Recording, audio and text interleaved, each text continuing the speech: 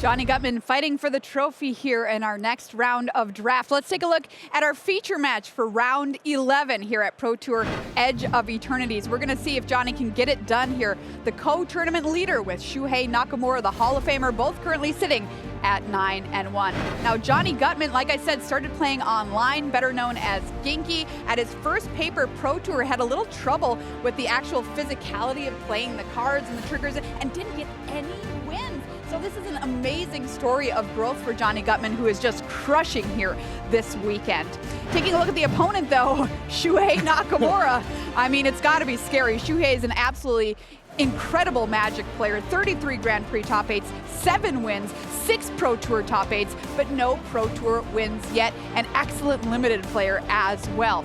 So talk to me about these two decks, Corey, because it's an interesting story how these two are playing right now in the pod. It is very interesting where only one person's playing for the pod. We don't see that a lot. So let's take a look at Jonny's deck list. And one other thing I got to mention, Jonny's only loss was to Shuhei. It was in Constructed, but that was yesterday. So a little bit of a rematch here. So we do have, like Jonny was saying, the 2 Servandums as well as Sunset Chaplain. Very, very powerful cards. Kind of medium fillers when it comes to some of the creatures, but then just fantastic removal with Embrace Oblivion, depressurize, all those kind of goods. And then we'll check out Shuhei's list. Very, very average Celestia, I would say here. We do have Diadrin, which is great, phenomenal card. You've got Gene Pollinator, which you're going to be very happy about. But outside of that, just a lot of power and toughness. Just kind of what we see from Shuhei, I feel like. Big creatures, good removal. Don't really try to reinvent the wheel here. Absolutely. There's a look at the players and the decks. Who will be the tournament leader? We're about to find out after this round. It's round number 11, and Marshall and Paul are in the booth. Thank you, Maria. Welcome back to the booth here at Pro Tour Edge of Eternities. Marshall Sutcliffe with Paul Cheon, and it is time to crown a draft champion, maybe in our feature match area. Actually, only one of our players is up for the pod winner here. Yeah, it's an interesting thing because at the end, in the last round, you're going to see the people with the best rankings coming in. But of course, Shuhei Nakamura was our lone undefeated player. Shuhei Nakamura actually 1-1 in the pod. Jonny Guttman 2-0. So Jonny Guttman very, very happy, actually kind of getting pared down in some sense. Of course, you're playing against Shuhei Nakamura, but you are playing against somebody with a loss. So possibly going to be playing against a deck that's not as strong as you would expect going for the trophy. And that does happen to be the case here. We'll take a look at those lists in just a moment here. Take a look at our head-to-head. Jonny Guttman, we've seen him near the top of the standings at multiple tournaments in the last few years. He's played all of the events this year, but he is up against a GOAT tier player, Hall of Famer, particularly in limited, Shuhei Nakamura. Though he did take his first loss of the tournament with this deck that he has here. He's currently 1-1 with a green-white list that doesn't really impress. It's just okay. And you know, if you look at what happened in the draft, it makes a lot of sense. Shuhei was sandwiched between Michael De Benedetto, who had a green deck. He's Shuhei's green-white.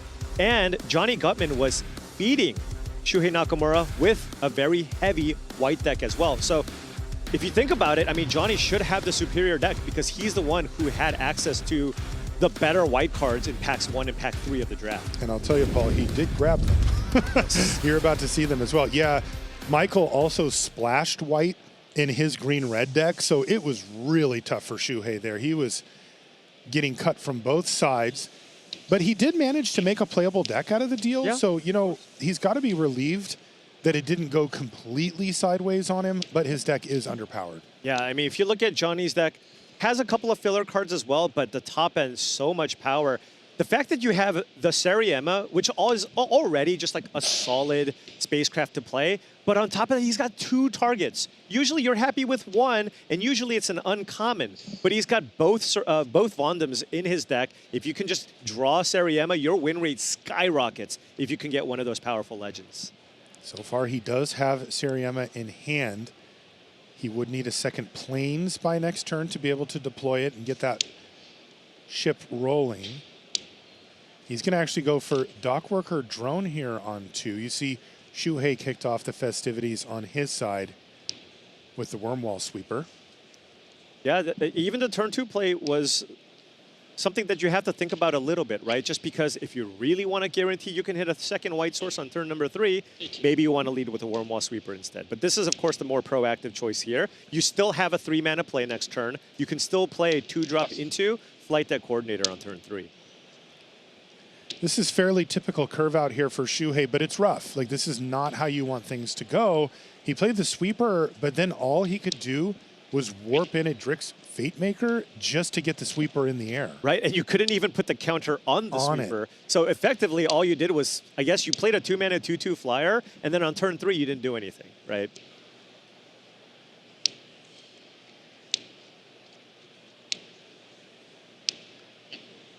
All right, well, he's got a Crasher. The Ice Cave Crasher comes down. Much better. This is more along the lines of what he wanted to do. And ooh, actually choosing not to attack there with the sweeper here, keeping it back. Now, Jonny Guttman does have the removal spell here for the Crasher. Could just go for it. It's pretty tempting, right? You just play, for example, the All Fate Stalker, get the Crasher out of the way, and then just get in a nice attack. But actually going for the Seriema, this is actually okay too, because with Seriema, you get to get one of the Vondoms, choosing the 2-mana Vondom. You can still station the Seriema with both creatures. And if you're in a racing situation, I mean, Flight Tech Coordinator is very, very good at helping with races because you gain 2 life. Go to end step, gain 2 life. 20. But this will be a very, very big attack here from Shuhei Nakamura. At least 6 damage coming in, play to land, so that's 7. And has a couple of really solid options here. Looks like he's going to just go ahead and play the auxiliary boosters, given that he's attacking with the creatures right now. Well, the curve out had a little stumble there on 3, but it's been pretty nice ever since. It has been very, very solid. He went 2-drop, then use up 2 mana, but don't really do a whole lot on 3. But then 4 and 5, maximize mana usage.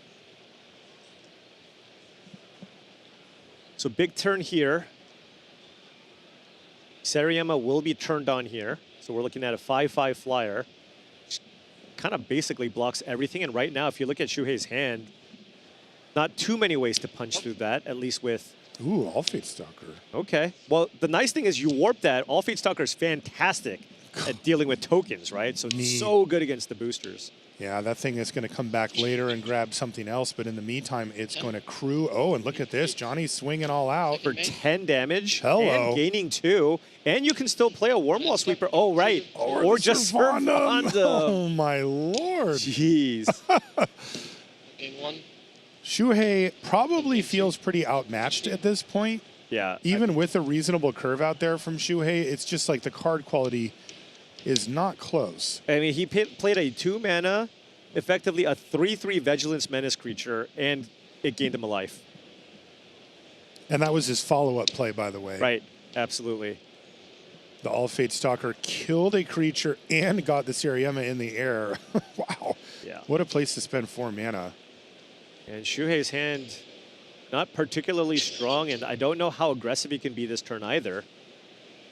Might need to keep things back, but I mean, he doesn't even really have a great answer to the Seriema. Yeah, that's it. Aggression actually turned into a concession there from Shuhei as game number 1 goes to Johnny, and that was impressive. His cards just straight up outclass Shuhei's there. Yeah, that's the thing. It's like, when, you know, the whole premise of maybe trying to have success with Shuhei's deck is, look, I'm aggressive, I can curve out, and I can beat you down before you get set up. Well, Johnny's deck is equally aggressive, but more powerful. Just more powerful at each point. We do see Diadrain, though, in hand here for Shuhei. That was his pack 1, pick 1. It was perhaps a little bit of a curse. It led him down a route that made it very difficult for him to draft a superpower deck, but he does get a Diadrain out of the deal. It's his best card. Right. I mean, you play that turn 2. It's his only play, so probably just kind of has to run that out on the play. Still a 2-mana 2/3 here. And you see he has the Rayblade Trooper to follow up. Yeah, and then you can make a token, especially if Johnny doesn't have a strong turn 2 play here. And he does. Wait, is it depressurized? That's a decode transmissions. Okay, there you go. Yeah, he meant to cast depressurized. It was D something. D something. I mean, That other spell, I'm sure, will be cast at some point. Yeah, that's a little hint of what's to come there for Shuhei. I imagine Rayblade Trooper, a hard cast, not a warped one. 3 mana, 3/3 that dies into a 1/1 is still very, very strong. Also worth noting here, Shuhei did start this game with just 5 cards, Paul. Oh, wow. Yeah. I mean, this was a fantastic mulligan. It's a for 5. really good opener for 5, but Right. how is he going to fight? And Jonny just drew the Seriema again. I just feel like if he draws Seriema in this matchup and it hits his land drops, he's such a huge favorite in this matchup. Yeah, no land drop there for Shuhei, but this is what happens when you mulligan to 5. Yeah. He's on the play as well, so Jonny with a full grip. He has 6 spells in hand right now, and he can cast Seriema and get another one. Yeah. Although right now, maybe because there's 3 creatures on the battlefield, maybe Jonny feels a little bit of pressure to just play a creature here instead. Yes. So could just play out a Graph Pack Monoist. Feel pretty safe about blocking with that even through combat tricks. Yeah, cards like Monoist give you the feeling that they're more expendable. You're like, I'll get my card back. Could also play the Flight Deck Coordinator, which is just a bigger creature, right? It's a 3/3. So that would potentially cleanly trade with the Rayblade Trooper if that's what you're looking to do. The Monoist is nice, though, because you can just trade with the Exosuit Savior, right? It's just, Right. You got the 2/1 flyer, you traded with the 2/2. So yeah, Jonny going with that instead. Now, Shuhei does have Weftblade Enhancer in hand, so can put that +1/+1 counter on the Exosuit Savior, which would allow you to cleanly attack through the Monoist, at least in the air.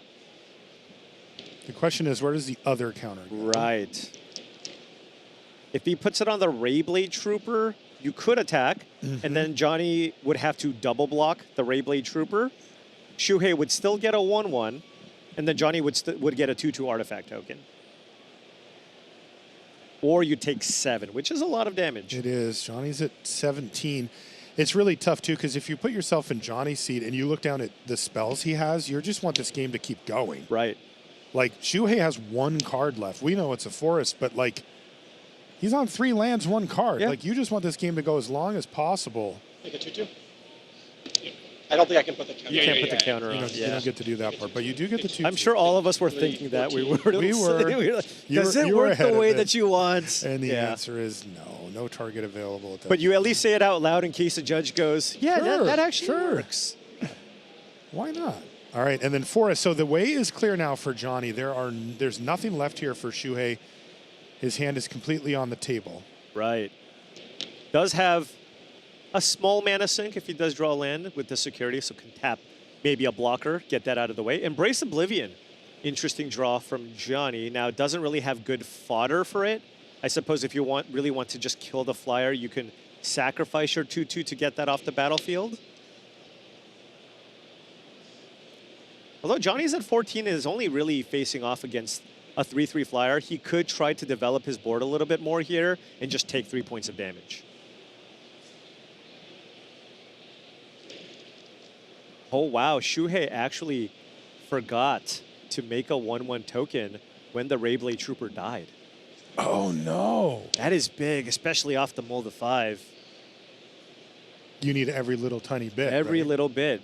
Yes, absolutely. An uncharacteristic Yes. misstep here. So Jonny went for the Seriema. He got the 2-mana Servandum. Yep. He did also begin the station progress there on the Seriema. I guess he figured he wasn't going to be able to block if Shuhei didn't want him to anyway. Right? Just get that going, because the quicker you make that a 5/5, the quicker you actually have a blocker available for the Exosuit Savior.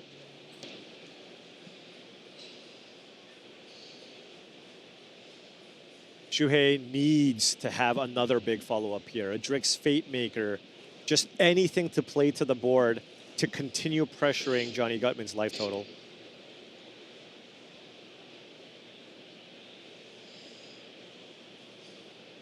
Yeah, even if you have a Fate Maker, it's kind of interesting. It's like, do you warp it in to keep the tap effect up, or do you just cast? Oh, it was a Drix Fate It is a Maker. Drix. Nice Yeah, call. all right, well, there you go. He went for the warp to get a little extra value.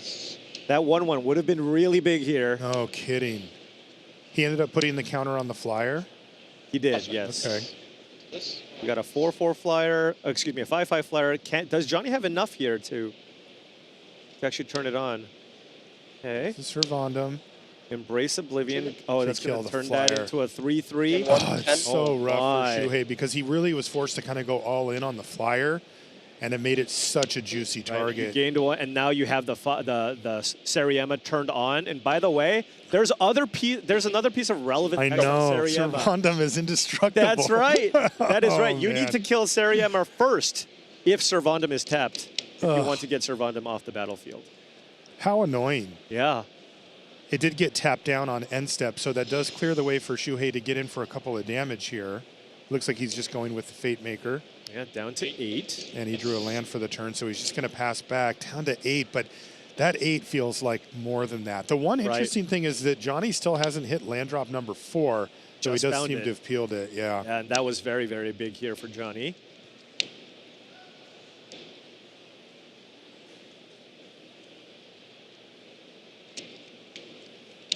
So Virus Beetle, not really a strong play here. Has the ability to 8, 7. attack with both. You can then play Flight Deck Coordinator, tap down one of your creatures and gain 2 life. Right, that's a solid option. Also, Shuhei has no cards in hand, so Yeah. maybe you just run out the Stalker, and then all of a sudden, I mean, Shuhei just doesn't have a whole lot left. Land number 6 would allow him to play the Weft Blade Enhancer. Oh, wow. Shuhei did not see a way forward in that No, game. He did not. Wow. Yeah, that is brutal. I mean, We saw 2 relatively early concessions there from Shuhei, but Shuhei looks, and when he knows that it's not going to happen, he will scoop them up.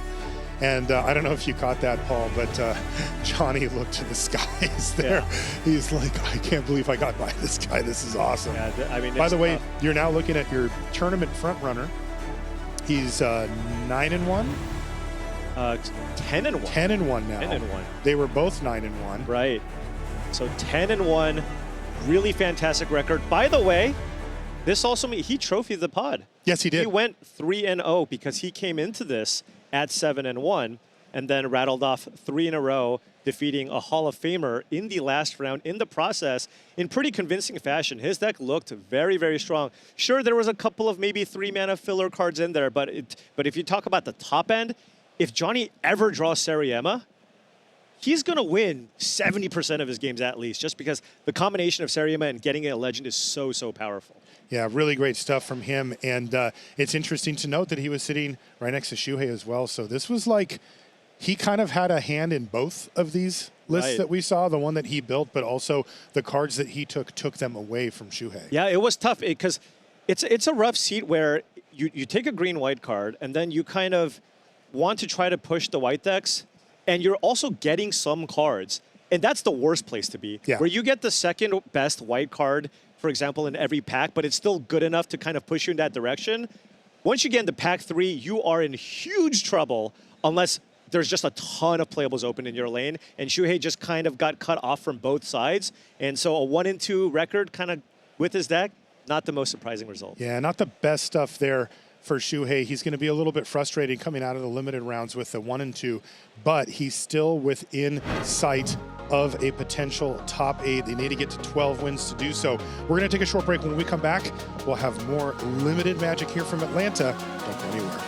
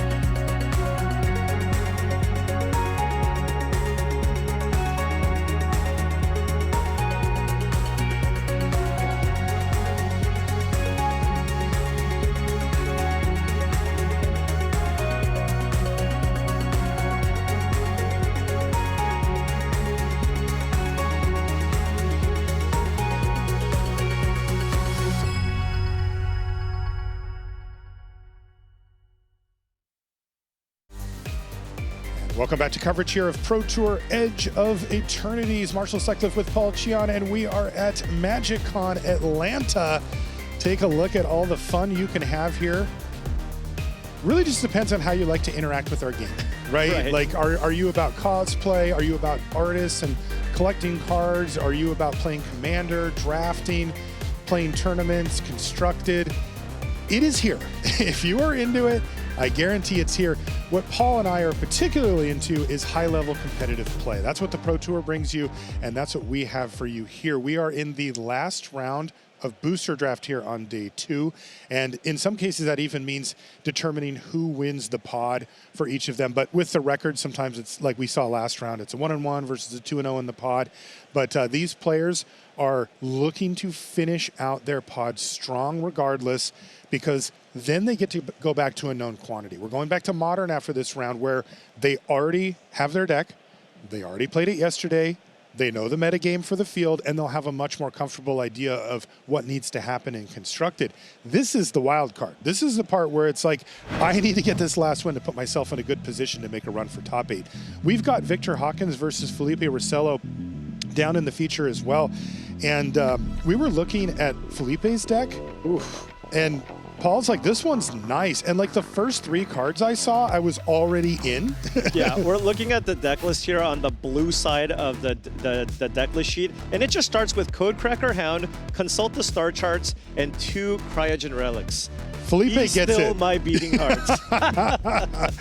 No kidding. On the other side, Victor Hawkins is playing, looks like he's splashing for white, but he's mainly playing... Looks no, like a sorry. white-black deck. He is actually just straight white-black, and he's splashing for red. Let's get underway here in game number 1 and see how this goes. Just snapshot of the lists, it does look like Felippe is going to be tough to beat with the raw card quality that we've seen, but anything can happen. Right, and especially if you're going up against a black-white deck, you can certainly just get run over. Yeah. So that's what Victor Hawkins is likely going to be aiming for here, just given from what I saw. If the game goes long, Felippe can just draw his entire deck. Relic to start? Oh, there's a Terror Pact Intimidator there, Marshall. But, Ooh, Zookeeper Mechan. Zookeeper Mechan instead. Get the ramp going. Yeah, I mean, there's also, this deck just looks, it looks like Blue-Red Artifacts was wide open. There's double Zookeeper Mechan, Terror Pact Intimidator. There's a Possibility Technician, which is an incredible rare, with lots of Kavu in the deck on top of that. Looks like Insatiable Skittermaw to start off for Victor. That's got to be one of his weaker cards. Right. And having done nothing up until this point, that's got to be a relief for Felippe. Maybe a Divert Disaster here. Oh, no, it's just a... The Intimidator, but he has not yet played a land. So the question is, I mean, there is never a question, right? It's just like, yeah, you have a 4-3. I'd rather lose to it than give you 2 landers. Victor correctly gives Felippe 2 +1/+1 counters. And there is, in fact, that land. And then he's got a Pangolin to follow up. Okay. Good board here. You can see why Felippe prioritized getting that Zookeeper Mechan on the battlefield. He did have 4 mana worth of stuff to do this turn.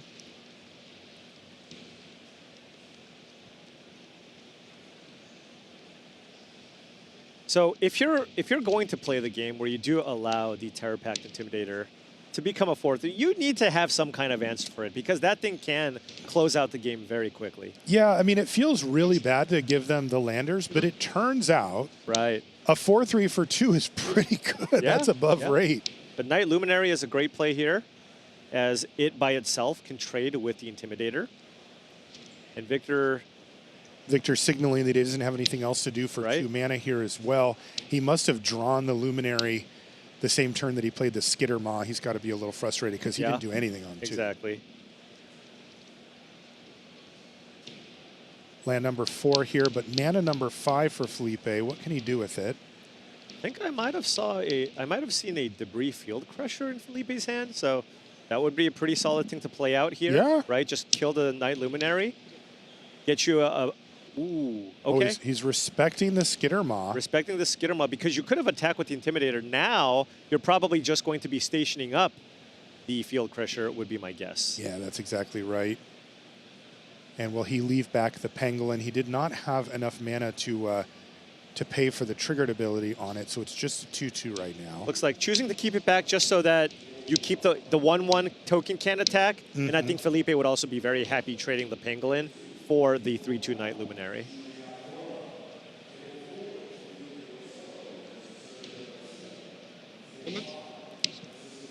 Okay. Does he trade? Oh, does not. Oh, it looks like he's got higher hopes for that Pangolin. Yep. Well, lots of artifacts in that deck. So. It can get out of hand.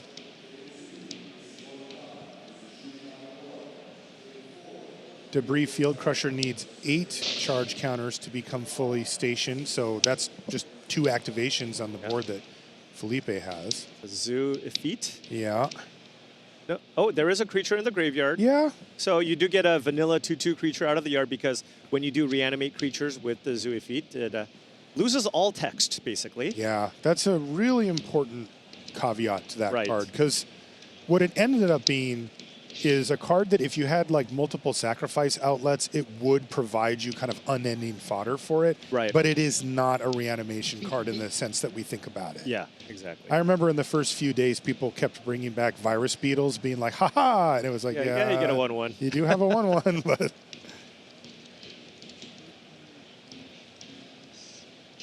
it looked like a card with a lot of potential and ended up just being okay. Yeah, it's just okay. Also, just the double black on the card just makes it really, really hard Very to play. tough. Very tough.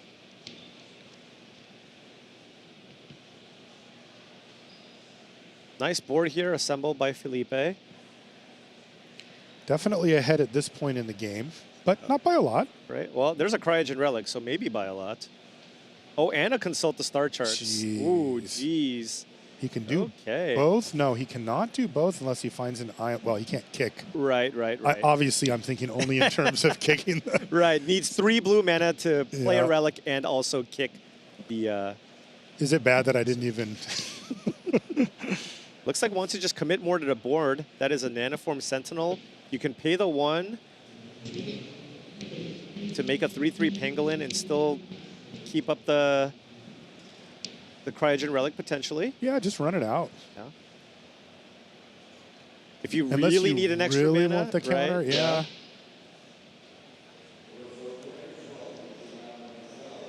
That's going to untap. Permanent, another permanent How about a land? land. So now you can play Cryogen Relic and pup the Pangolin again, right? That's beautiful. That's just really, really excellent sequencing. This just looks like a really awesome Is It Artifacts deck. So jealous right now. They don't necessarily come together No. that often, to be honest. No, the card quality between blue and red is high enough that you can kind of mash a bunch of cards of those colors together and still have some success. Right. But this is like streamlined. Very streamlined. Like Pangolin going off here.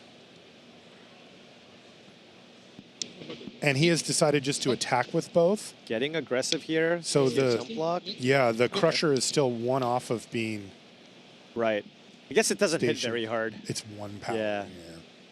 It's a good thing to do in the very, very late game once you run out of things to do. But I feel like Felippe's deck just doesn't really run out of gas all No. that easily. No. Transmissions? Yeah. The other 14, 14. Decode transmissions here for Victor. Not without Void, so Yeah. Victor will take the damage.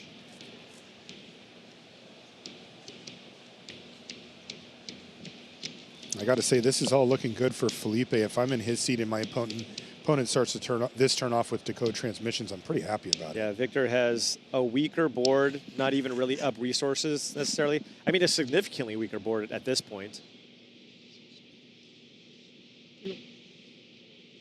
And Felippe has not only the Relic, Cards in hand, please. but also still that Consult the Star Charts in hand. And that Consult is getting deep into the library at this point. He's Right. already got 5, could even find land number 6. And this Pangolin is also just a serious threat. Victor doesn't even have a good block on it at this point. Yeah. Would have to double block it just to get it off the battlefield. Yeah, it's interesting because remember, he had that one choice on whether he wanted to trade it. Yeah, And it has really paid off Right. to not do that.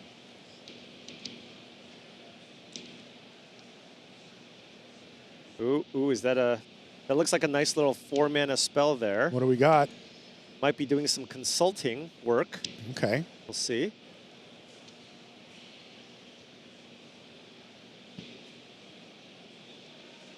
and has the ability to get another blue source because of the Nanoform Sentinel. And yeah, ooh, this is brutal here for Victor. 6 cards, and he can pick any 2 of them. Yeah, I mean, just compare this to Deco Transmissions. It's No kidding. All right, pay 3 life, draw the top 2, you lose 2 life or whatever, pay 3 mana. You pay 4, look at the top 6. So he's just getting 2 action spells effectively guaranteed here. Right. And whatever it is he needs as well, it's like... And can still, like I mentioned before, you can still play a blue spell here if you draw one. Mm-hmm.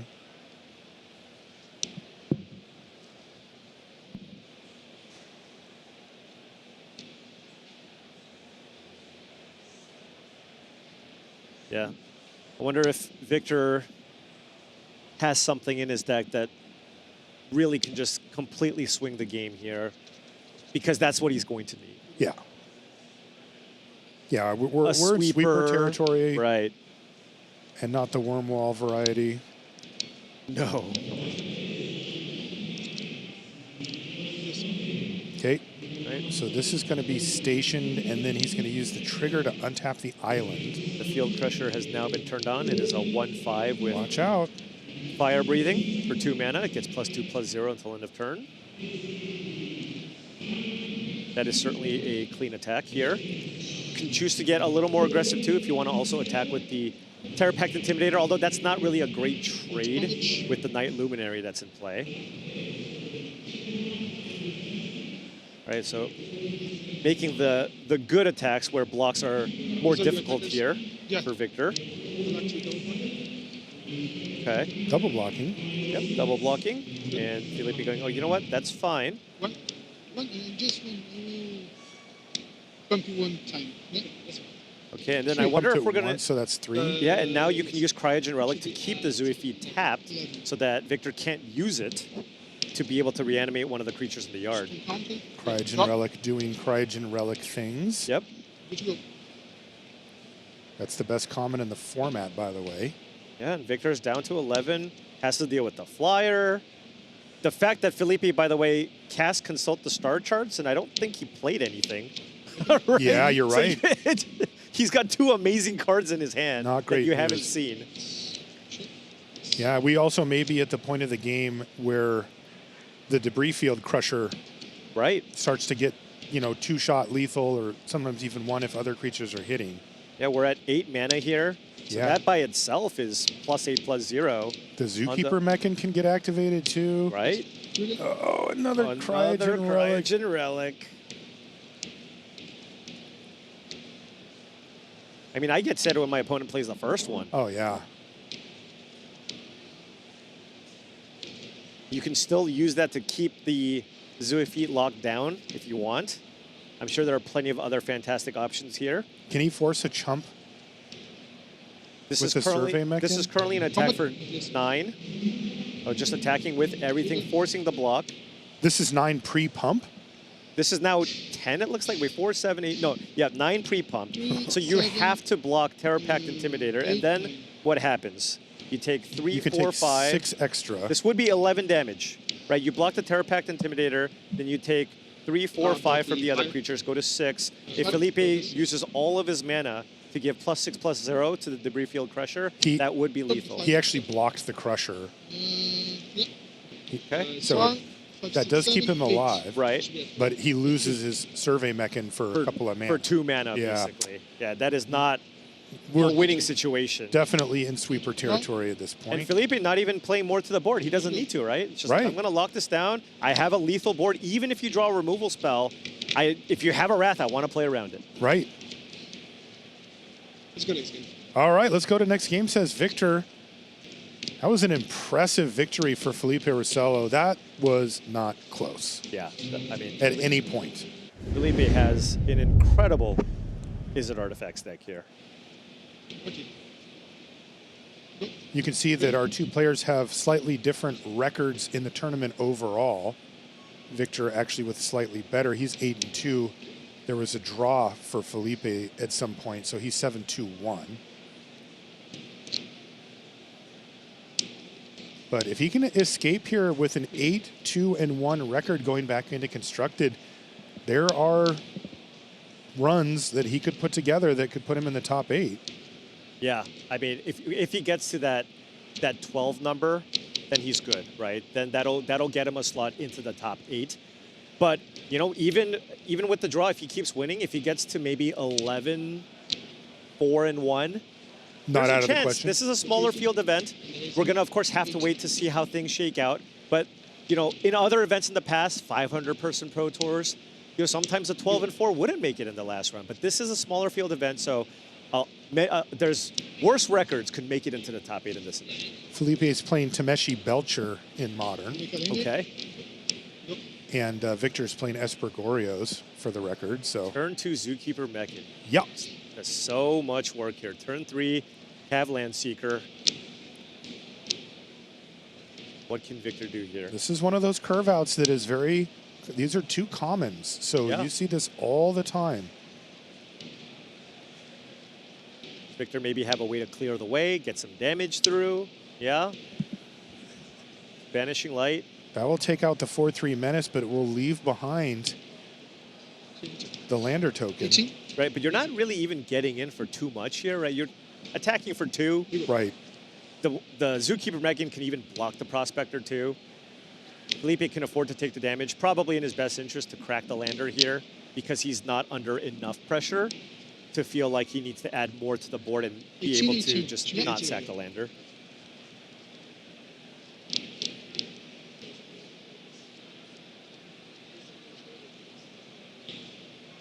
Two-mana Relic.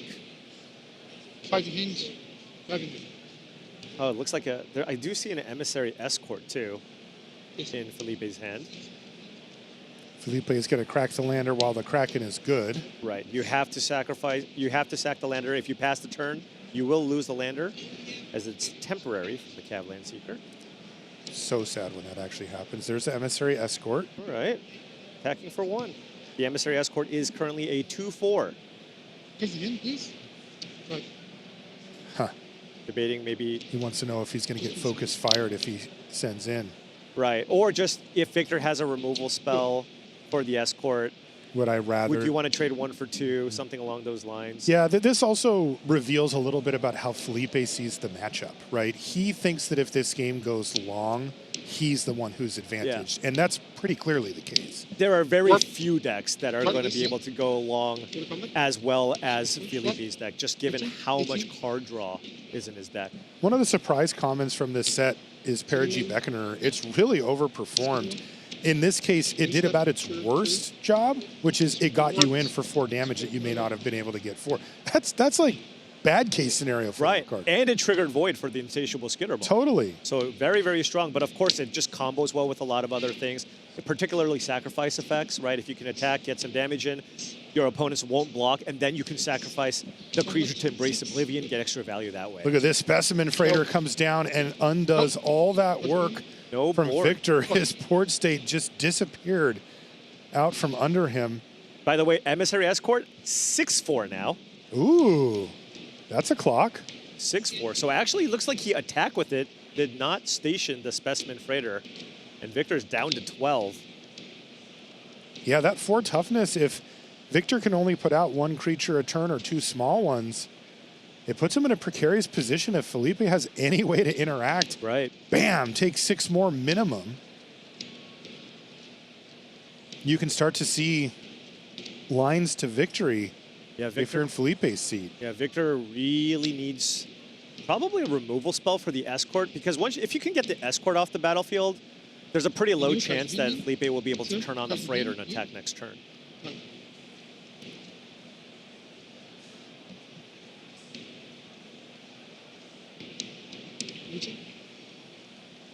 Saw Prospector. He's just going to replay the 2 cards Yeah. that got bounced and deftly leaving up that plains again, trying to say, maybe. I mean, He's scared? it can deal 4 damage, right? So if Felippe goes, you know what, I'm not going to attack you on the ground, we can just go to the skies, and he can just start cracking away for 4 in the air with the Specimen Freighter. 3-turn clock anyway and Right. unblockable.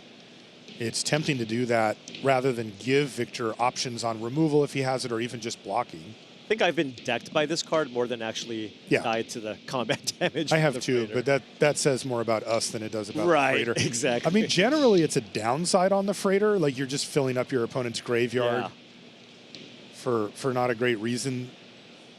Mill isn't fully supported in this format. There's a couple of exceptions to that. Felippe's hand is just loaded.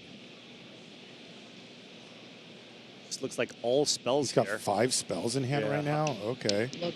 Oh man, there it is. Here's some more bombs. Possibility technician here. Get a land. This one's being warped, right? Right, so you can use that to station up your freighter along with the emissary escort to attack in the air if you want. And that's 9, right? Right, So. and if you have an interactive spell, maybe you just want to attack with the escort instead. Mm-hmm. If you can, for example, just get rid of the Skitter Maw or the Beamsaw Prospector.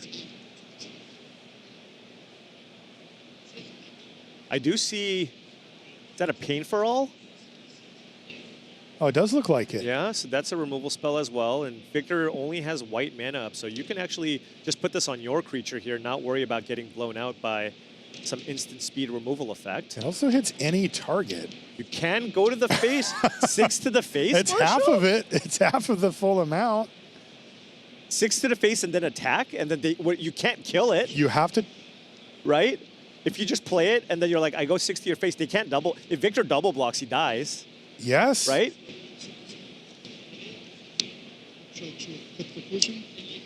Okay, so just going for the removal spell That's here. cut propulsion. Yep.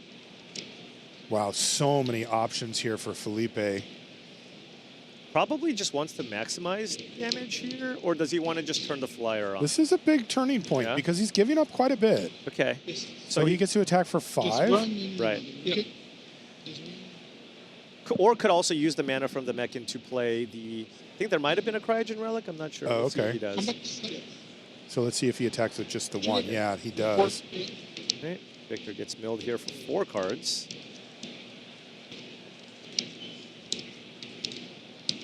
So good thing Victor didn't have the Scout for Survival. Yeah, this is why I was saying it's a downside to get the mill, because like in this case, he's going to kill him before then. Yeah, you saw that right, Paul. There is a Cryogen Relic. Man, you got to feel for Victor at this point. This is just a beating. This is just everything I want to be doing on Felippe's side. Somehow Felippe keeps advancing his board significantly and leaving Victor with fewer permanents at the same time. And it has more cards in hand, right? And he's ahead on cards. More life, more. He's just in one of those everything. games where he's ahead on every metric. Even library size. Yes. He's got it all. Beamsaw Prospector holding down the fort here for Victor. How much more can he take? Okay. Big Servandum. Yeah, Servandum's a lot better if you're looking to be aggressive here. Right, that's the problem. It is a nice blocker too, but... Just lift touch, yeah? 11. But remember, we know about Pain for All in Felippe's hand. Could use that to just get the Servandum off the battlefield. I imagine that's going to happen, as Servandum is a Death Touch lifelinker here. Actually, if he's just tapped out, you can also just attack with the flyer, then cast Pain for All, and then just kill your opponent. Yeah, that's true, and he's actually going to do that right now. He's going to say, I'm going to do 6 to you, and I do have a flyer here, and that's going to be game. Felippe Rosselo takes down the pod in impressive fashion. That's the type of deck that, Paul, if you sent me a message and said, wow, check out this deck I drafted on Arena, I'd be like, nice, that thing is sweet.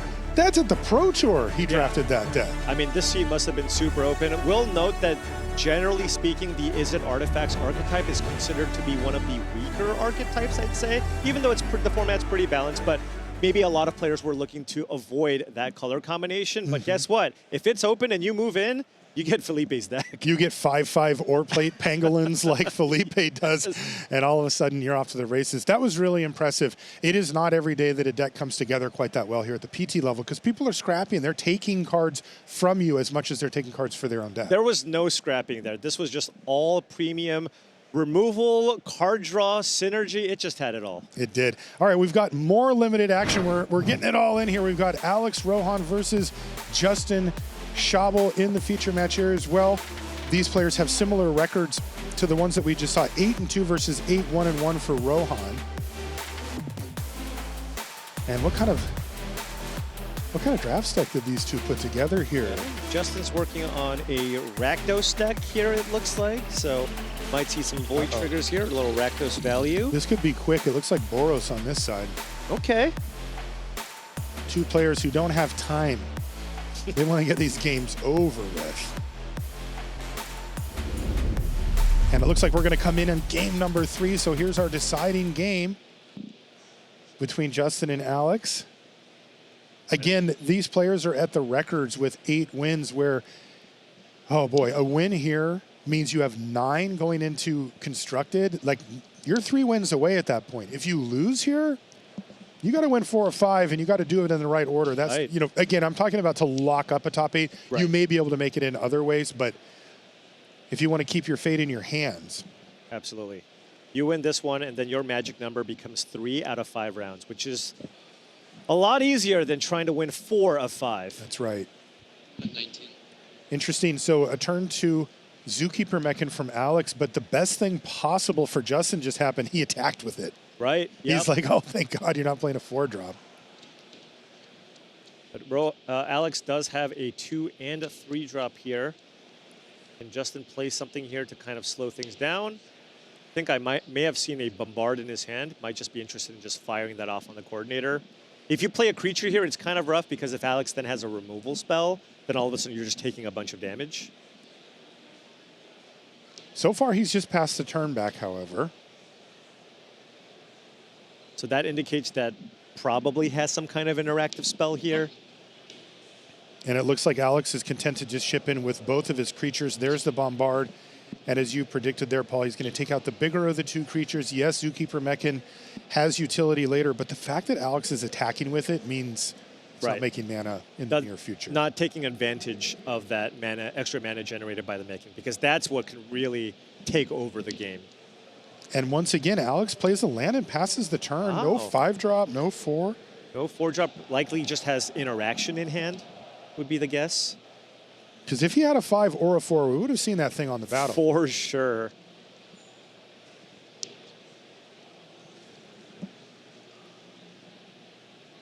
I'll give you a prize. I'm going to say I'll give you a prize if you just know what that card is on the spot. maybe Zhu again? Oh, Zhu, he does have a Zhu in his deck, so Yeah. that probably is it. What do I get? Assuming We'll I'm right. I still don't actually know. We'll talk about it later. Okay. We'll discuss details later. What other 3-drops does Justin have? I might be wrong still. No creatures in the graveyard, though.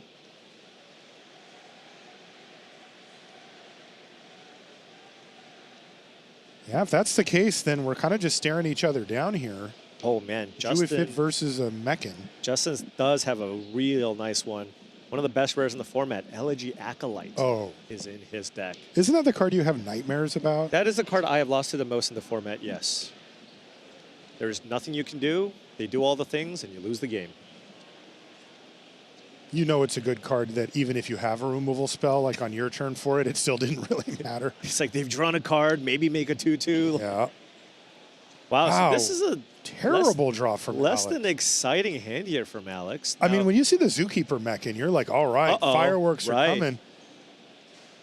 Yeah, maybe Alex is flooded and will use the Scrapper to just start sacrificing those lands for more value. That does seem to be the line. There it is. Oh. Elegy Acolyte. Oh, and the a removal spell here. For the Scrapper. Bolt the Scrapper just to make sure that if you are trying to Yeah. flood out, and it's a void trigger. It triggers void. Oh, no. The things, all of the things. Does Alex have a Bombard here to get the Acolyte off the battlefield? Needs it now. Yeah. Oh, he might. Wait. I mean, you don't bluff a Bombard. You just cast it when you can, right? If I have priority, it is on the stack. At what point have you passed priority? And he didn't have it. He did bluff it. All right. The only good news for Alex is that he did have the 3 toughness blocker, so. And now you're in a brutal spot. If you kill the Acolyte, Justin can just bring it back as a 4/4 still. Yeah, that's right? actually, stats-wise, getting big enough to be worth it. What does Alex even have that he can play? Wow, lots did he keep? of pump faking here from Alex. I might have something. Tapping some mana. Well, Draw my card for we the know turn. he doesn't have a Bombard. Yeah, that is sure. Oh, the one-time bombard would have been so clutch. All right, we got to do a Wrath check. There's a lot of sweepers in this format. Usually red-white's more aggressive, so you don't play the Wraths as often. Well, no Wrath this turn. No, I mean, he's playing Zealous Display, so I would be shocked if he's playing Wrath. When you play a Zealous Display deck, usually they don't go hand in hand. Yeah. He's attempting to build out a board here, though. Yeah, Wedgelight Rammer, it's okay. Does he have anything else? Pretty far away from turning it into a reasonable blocker here, though. He just has a 2/2 and a 1/3. You see him being really careful about playing lands as well. There's always the looming threat of a Virus Beetle at this stage of the game. And if you're on 2 spells left and you didn't really need the mana, you may look back and say, oh, why did I play that land? Oh, but wow, he did decide to play it. Is he double crewing? I feel like the Mechan should stay back to block the 2/2 or the 2/3. Please. I mean, that's a card. Right. Plus the damage. Oh, wow. Holy smokes. Okay, so good. Whoa. Oh, he really does kind of get you in the air with those fakes, doesn't he? I'm like, come on, just make a game action. He's like, maybe I will. Ultimately, no, he did not decide to station. He left the Zookeeper Mechan back and only stationed with the 2/2. God, I wonder if he needed that 2/2 back also. Right, yeah. This is rough. I mean, the problem is the Elegy Acolyte just... You can also just not attack with Elegy Acolyte if you're concerned about Focus Fire, right? Right. Wait, when did he have this Bombard? Did he just cold top deck Bombard? He has to have, right? Okay, well, he still has a lot that he needs to fight through here. Yeah, so it looks like Justin decided just to bring it back right away so that this is all pre-combat. Right. So that he could at least just use it to station. But that was a big swing back in Alex's direction. Like, it absolutely was. He took 2 damage here. Right. Zero damage Justin still has a very strong board here. You do have the 4/4 there. The Debris Field Crusher is almost turned on. Wow, and it looks like that's going to be it. Alex Rohan gave up at 20 life. As one normally does against an Elegy Acolyte. I mean, even if it doesn't have text on it? It's still big. It's still a 4/4, and I think Alex kept an okay hand, but it just really didn't develop, right? You know, when you have a hand that's got even 4 lands, a Zookeeper Mechan, and 2 other spells, you just always keep that hand and just kind of hope that your hand gets there. And it looks like he just kind of flooded out a little there. I guess so. 20? I guess. I mean, peel a couple of cards, see what happens. He also got Elegy Acolyted and then used the removal spell, but still it wasn't good for him. I agree. I think you just were mentally destroyed at that point, because I would be too. That was a little disheartening there.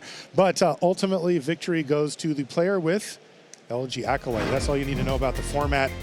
We're going to be saying goodbye to Limited here because we're gearing up for Modern. We're going to take a short break. When we come back, we'll be at the news desk gearing up for Constructed. Don't go anywhere.